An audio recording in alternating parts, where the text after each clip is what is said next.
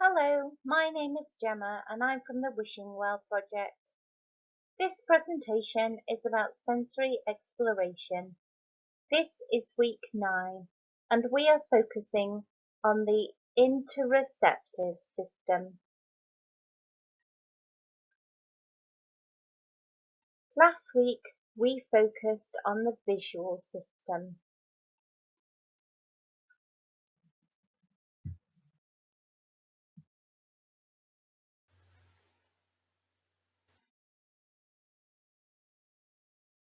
To recap so far, we have covered the auditory system, the olfactory system, the oral sensory system, the vestibular system, the proprioceptive system, the tactile system, the visual system, and this week we will be focusing on the interoceptive system.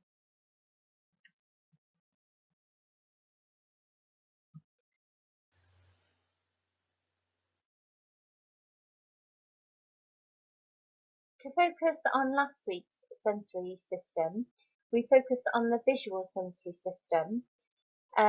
So we're just looking at red flag indicators that may indicate any differences for the visual sensory system.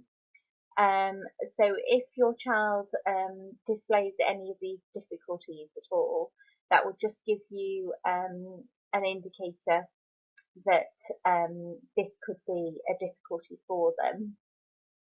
So if they seem easily distracted by surrounding visual stimuli, like posters or art on the walls, in addition to the activity in the room, if they have difficulty visually focusing on a task, like colouring a picture or completing a worksheet, if they fail to notice surroundings unless others point them out, if they stare intently at objects or become fixated on visual stimuli, like fans or lights, or if they arrange objects in a specific way repeatedly, such as lining up objects or stacking objects.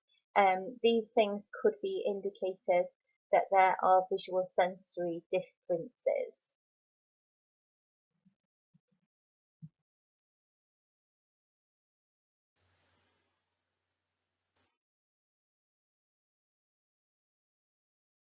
So let's focus on the interoceptive system, and that's the system we're focusing on today. This is often referred to as the eighth sense, and this is the sense that not many people know as much about.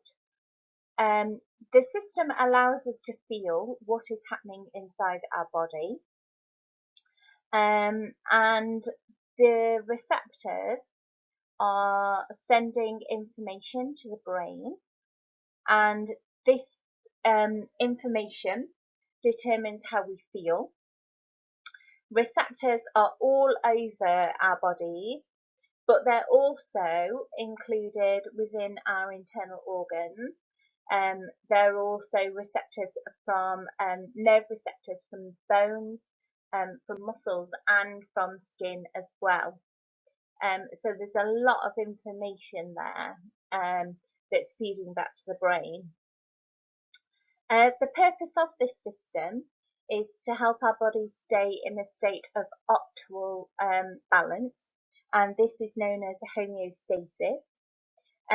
The system is important for being able to allow us to know exactly how we're feeling, and it feeds back that information to our bodies to be able to allow us to recognise when we need food, when we need rest, when we need the bathroom, if we're in pain, what sort of temperature our body is at, and all of these things are sensed by the interoceptive system. So it's a really important system, and it's very intuitive in a sort of being able to take all that information and make sense of all that information, and being able to assess all of that for us to being able to have that balance and know where we're at.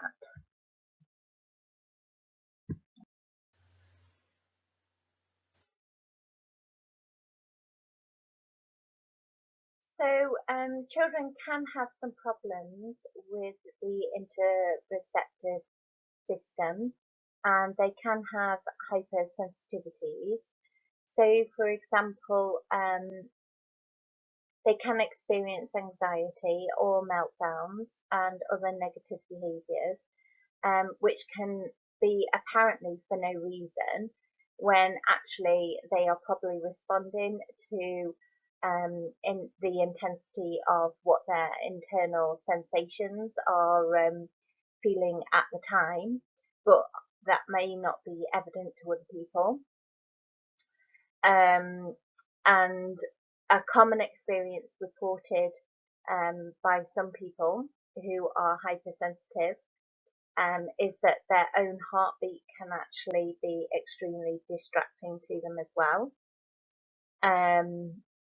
Also, hypersensitivity can have a significant impact on emotional regulation for people as well. So that could be something that a child or young person could be struggling with.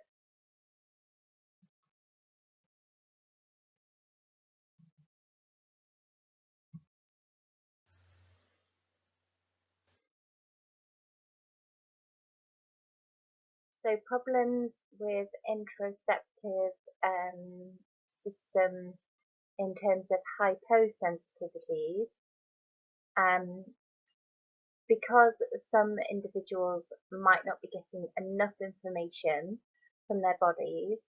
Um, so some children or young people might not know when they need to go to the bathroom, for example. So this might result in them having accidents or struggling with constipation or something, or there might be bedwetting or something like that. Also, they might not get the sensation of feeling full after eating, or they might not feel hungry in the first place. They might not know when they need to eat, or might not feel when it's dinner time or something like that. Because they don't pick up on internal cues from their bodies, they might not be able to feel pain or feel temperature in the same way, which can also lead to safety difficulties. And also somebody who's hypersensitive might not feel fear in the same way, because they don't get the bodily reactions in quite the same way. They don't recognise when their muscles are tense. They don't recognise when their breathing's changed, and they don't recognise when their heart's racing. So again, they're not experiencing what's happening to their body in the same way as somebody without hypersensitivities would feel it.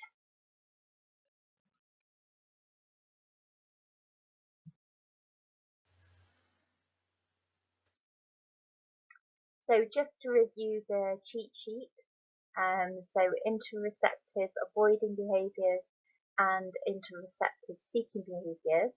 Looking at the avoiding behaviours initially, highly sensitive to internal body cues and tend to become overwhelmed by physical sensations.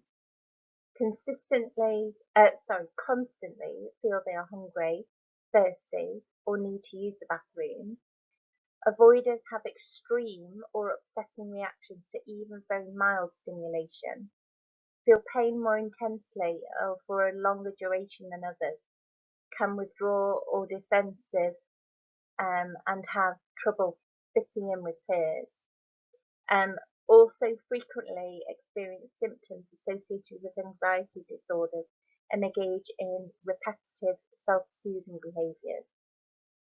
Seeking behaviours. Seekers may seem to need constant stimulation, however they tend to become more deregulated as they take in more input.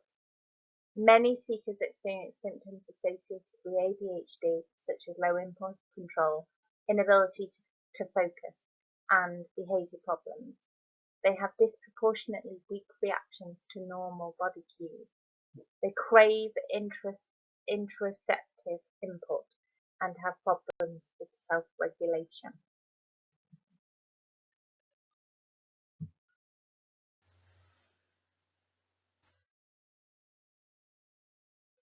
Interoceptive activities to try to support a child or young person that might have some differences in this area. So yoga, this focuses on listening to your body. Mindfulness, this gives the person time to focus on their body and emotional state.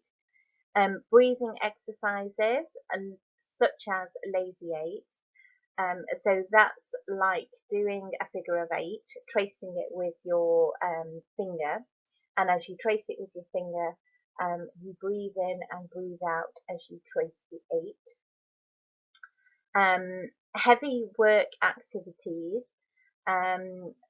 So these involve large muscles of the body. So it's things like doing chores in the garden and heavy chores around the house, that sort of thing, but obviously proportionate to the child and young person's size. Hand stretches, finding your pulse, mapping your feelings. So that's using a drawing of a person,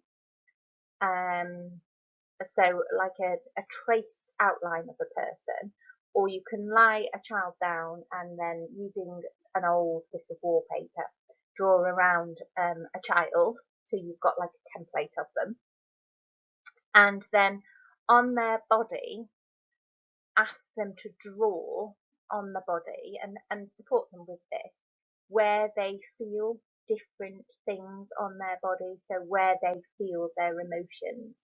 So take basic emotions initially, don't make it too complicated. So you could just start with sad, happy, worried, angry, and ask them where they feel those different emotions and try and unpick it a little bit. Do they feel anything in their head? Do they feel anything in their hands? Do they feel anything in their heart, in their chest? Do they feel anything in their tummy? Do they feel anything in their feet or their legs? And try and sort of slowly try and unpick if they feel anything in different parts of their body. And that's what that's about. If you want anything more on that, if you want to email me, my details are at the end of the presentation. I can send you more information on that sort of thing. Head to toe muscle relaxation. So again, online there are lots and lots of examples of this sort of thing where you can do a guided relaxation with a child or a young person about how to sort of clench and squeeze and then release different parts of your body to help do a kind of muscle relaxation and to help talk a child through how to relax following a script to music and something like that to help them sort of control different parts of their body.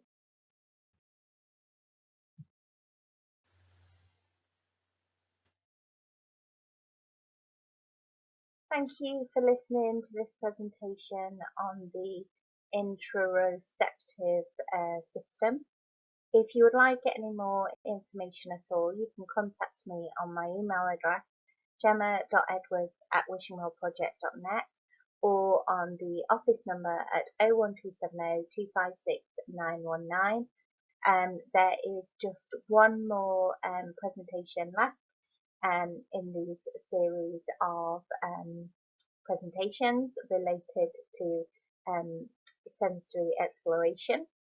So hopefully you'll be able to see the final one. Okay, thank you. Bye.